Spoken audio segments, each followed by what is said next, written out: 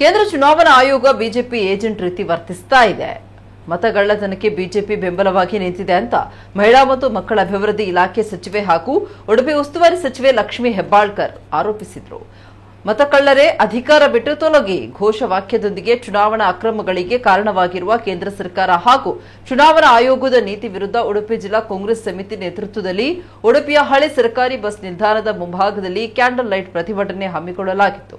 ಭಾಗವಹಿಸಿ ಮಾತನಾಡಿದ ಸಚಿವೆ, ಚುನಾವಣೆಯನ್ನ ನಿಷ್ಪಕ್ಷಪಾತ ನಿರ್ಭೀತಿಯಿಂದ ನಡೆಸಬೇಕು. ಆದರೆ ಚುನಾವಣಾ ಆಯೋಗದ ಧೋರಣೆಯನ್ನ ನೋಡಿದ್ರೆ ಬೇಲಿಯ ಎದ್ದು ಹೊಲ ಮೇಯ್ದಂತಾಗಿದೆ ಅಂತ ಹೇಳಿದ್ರು. ಸಂವಿಧಾನ ಪ್ರತಿಯೊಬ್ಬ ವ್ಯಕ್ತಿಗೂ ಒಂದು ಮತದಾನದ ಹಕ್ಕನ್ನು ನೀಡಿದ್ರೆ ಇಲ್ಲಿ ಒಬ್ಬ ವ್ಯಕ್ತಿ 4 ಬಾರಿ ಮತದಾನ ಮಾಡಿದ ಉದಾಹರಣೆಗಳಿವೆ ಅಂತ ಸಚಿವೆ ಲಕ್ಷ್ಮೀ ಹೆಬ್ಬಾಳ್ಕರ್ ಟೀಕಿಸಿದ್ರು.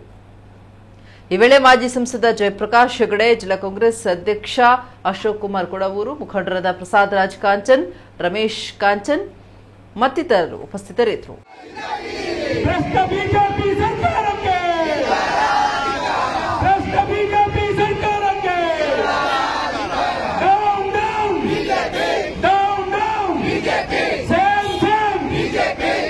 ಸಂವಿಧಾನದ ಕಗ್ಗೊಲೆ ಇದರ ವಿರುದ್ಧವಾಗಿ ಕಾಂಗ್ರೆಸ್ ಪಕ್ಷದ ಪ್ರತಿಯೊಬ್ಬ ಕಾರ್ಯಕರ್ತ ಸಿಡಿದೆದ್ದು ಜನಸಾಮಾನ್ಯರಿಗೆ ಯಾಕಂದ್ರೆ ಮತದಾನ ಮಾಡುವಂತ ಸಂದರ್ಭದಲ್ಲಿ ಆ ಮತಕ್ಕೆ ಬಹಳಷ್ಟು ಪವಿತ್ರತೆಯನ್ನು ನಾವು ಕೊಡ್ತೀವಿ.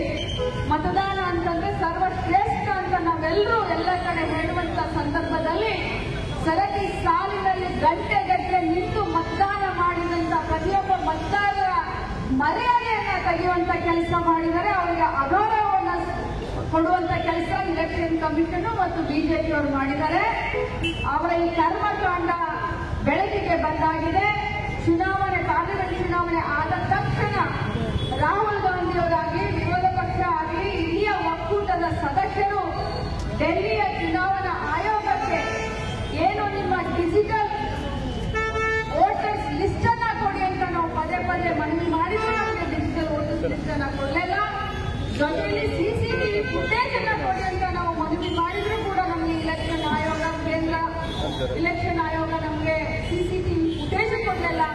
ಬಹುಶಃ ನಾವು ಕೇರಳದವರಿಗೆ ನಮಗೆ ಸಿಸಿಟಿವಿ ಫುಟೇಜು ಮತ್ತು ಡಿಜಿಟಲ್